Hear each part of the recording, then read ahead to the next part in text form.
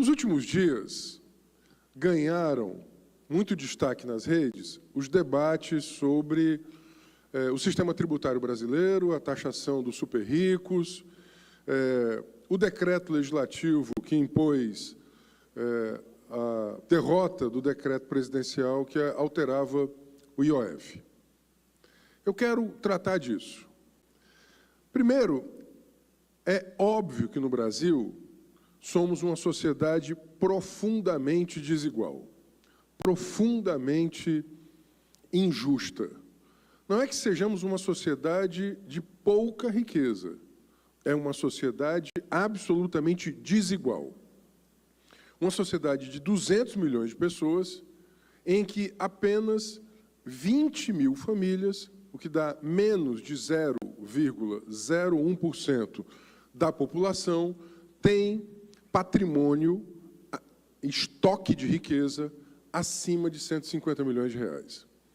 Então, existe uma superconcentração da riqueza. Isso é, talvez, o nosso maior problema histórico de longo prazo. Ele começa na história do Brasil. O andar de cima, a classe proprietária, que vem ainda da época da colônia, da estrutura escravocrata, que produz riqueza e mantém essa desigualdade. Nós temos séculos de desigualdade.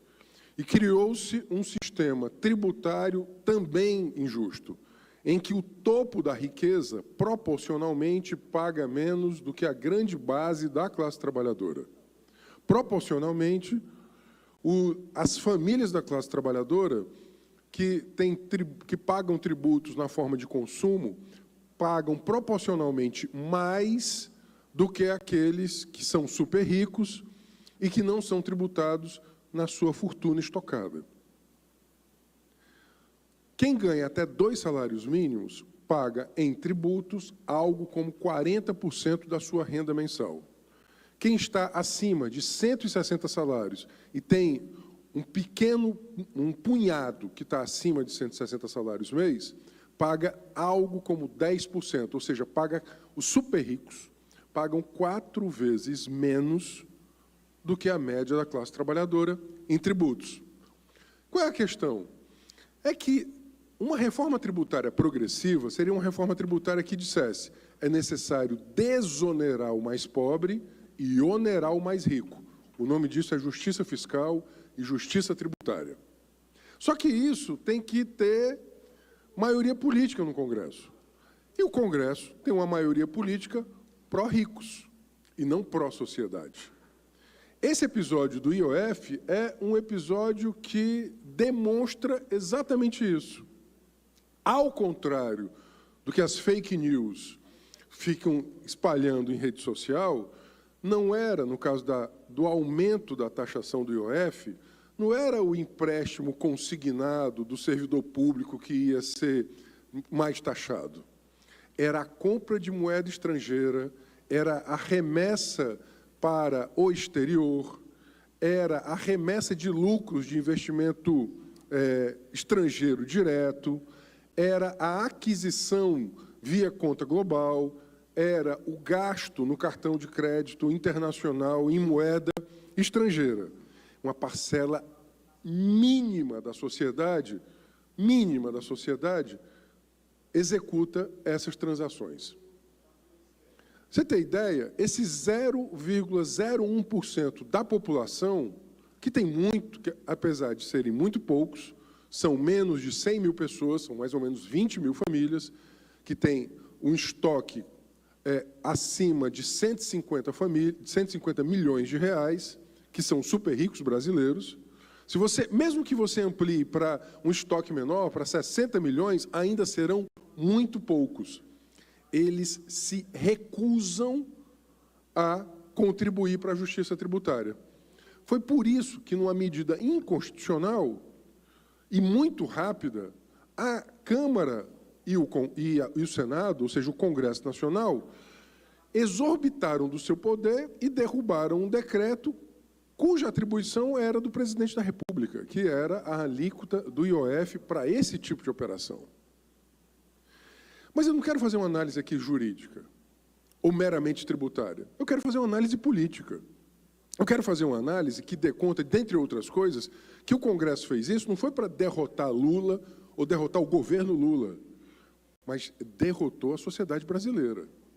Porque, ao mesmo tempo, existe um projeto do governo para isentar do imposto de renda quem ganha até 5 mil. Ou seja, pense aqui, raciocine comigo, o mesmo Congresso, formado na sua grande maioria, né, pela bancada do agronegócio, os deputados das BETs, os deputados do mercado financeiro, que se contam em mais de 300, dos 513, esse mesmo Congresso, que não faz tramitar, por decisão dos seus presidentes, em especial da Câmara, o projeto que isenta o imposto de renda de quem ganha até 5 mil reais, é o mesmo Congresso que, de maneira ultra rápida, derrubou o decreto que taxava os super ricos.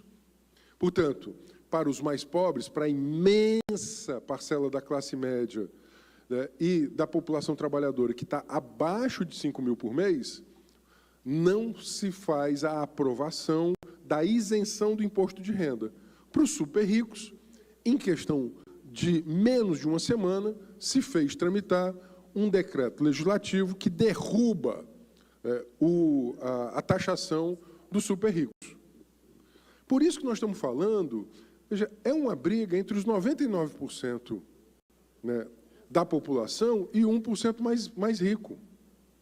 É essa a batalha nesse momento, que ficou escancarada pela reação das redes sociais ao Congresso, que obrigou, inclusive, o presidente da Câmara, né, a tentar fazer um meia-culpa, tentando dizer, não, a política já está polarizada, não vamos polarizar. A sociedade é dividida, historicamente, em classes, porque, historicamente, a sociedade brasileira se constituiu assim. Uma pequena parcela de muito ricos que querem manter privilégios, riqueza e muito poder, e uma imensa parcela de setores médios e populares que trabalham muito, não têm acesso a serviços públicos que deveriam ter, que pagam mais do que os super ricos em tributos. Esse é, indiscutivelmente, o nosso imenso problema. É um imenso problema. Nós não conseguimos fazer justiça no Brasil sem resolver isso. Desse ponto de vista, eu quero dizer, o governo estava certo no seu decreto e o Congresso errou. Porque o Congresso, repito, não derrotou Lula, ele derrotou a sociedade brasileira. A sociedade brasileira, ela quer mais saúde, mais educação e quer ser desonerada dos seus impostos do consumo. Portanto, o governo acerta quando diz, vou isentar quem ganha até 5 mil reais, vamos taxar os super ricos, os bilionários, os banqueiros, as BETs, por exemplo.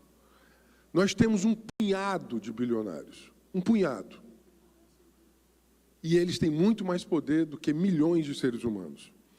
É por isso que, dentre outras coisas, nós precisamos fazer avançar o plebiscito popular, que é uma iniciativa múltipla de muitos movimentos sociais que, entre agora e até o dia 7 de setembro, estaremos nas ruas conversando com as pessoas sobre 2 temas. Um dos temas é se as pessoas são favoráveis ou não à taxação dos super ricos. A imensa maioria da sociedade brasileira é favorável. Quem é contra tem sido o Congresso brasileiro. E o outro tema é o fim da escala 6x1, exatamente para tentar ampliar o tempo das pessoas dedicadas às suas famílias, dedicadas à cultura, ao lazer e ao estudo, dedicadas à vida, mas também o tempo que vai permitir que outros ramos da economia também cresçam, como o setor de serviços, como o setor de cultura, de arte, de entretenimento. Uma sociedade que trabalha menos, ela também tem maior possibilidade de fazer com que outras atividades econômicas também cresçam, e ela gera mais postos de trabalho. Esses 2 temas estarão agora em debate até o dia 7 de setembro, o dia do Gritos Excluídos, através do plebiscito popular. Portanto, nós precisamos ampliar a consciência média da sociedade brasileira para compreender que não é uma polarização política entre grupos políticos no interior do Congresso, é uma polarização de classe. E o mercado, ele deu todas as mensagens do que o mercado quer.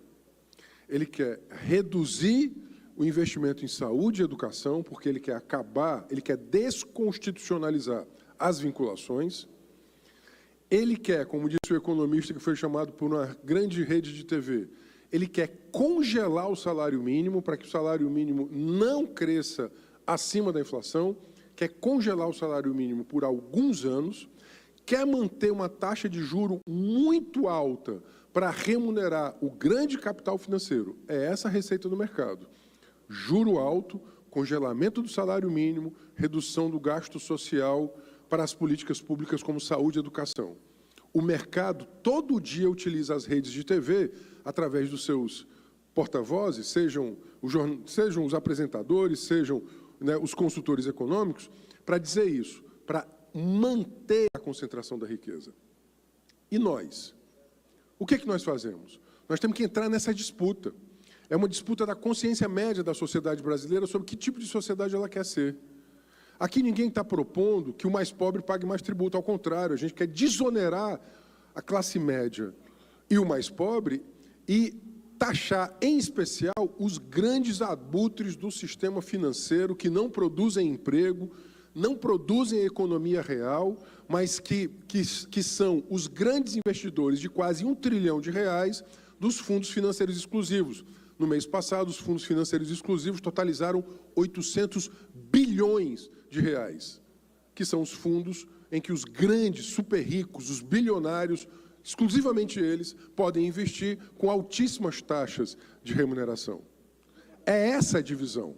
Ao contrário do que diz o presidente da Câmara, não é uma polarização meramente ideológica ou política, ela é, de fato, uma contradição entre os interesses das maiorias sociais, que querem mais saúde e educação, que querem uma vida melhor, e por isso são a favor da taxação dos super ricos e da desoneração dos mais pobres e dos setores médios, e do outro lado, os super ricos.